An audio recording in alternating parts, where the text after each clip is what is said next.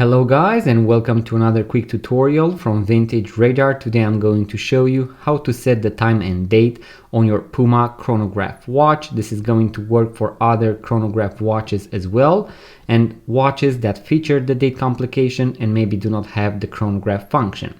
As you can see here, between 4 and 5 o'clock we have the date complication, and we want to set the time and date. Now there are going to be two main principles that we want to obey when setting the time and date. The first one is that you want to make sure that your watch hands are set at 6:30, and we do that because usually the date wheel can engage between 9 and 12 or 12 and 3 o'clock, or even both, in case the watch has a date complication. Let me also show you that as well. As you can see, the date now has started to move.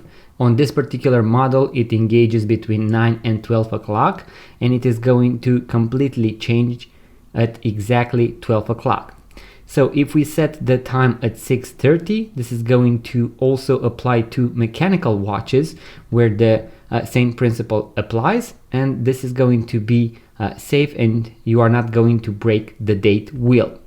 Now the second thing that we want to do is to first set the date 1 day prior to the actual date, so to our end goal, and then we are going to go manually past 12 o'clock, arrive on our desired date, and then we can choose between AM and PM.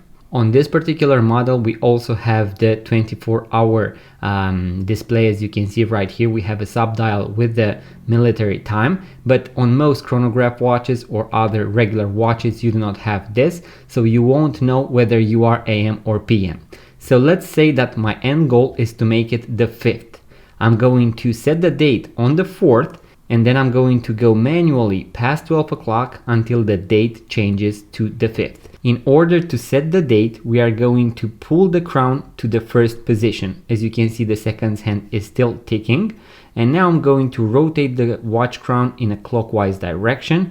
In case you have a date complication, the day of the week is going to change in one direction and the day of the month in the opposite direction. So now let's make it the 4th, just like this. So I'm not going to make it the 5th. Now I'm going to pull the crown to the last position where I can actually set the time. And now I'm going to go past 12 o'clock manually. As you can see, the date did not change, and that is because we were AM.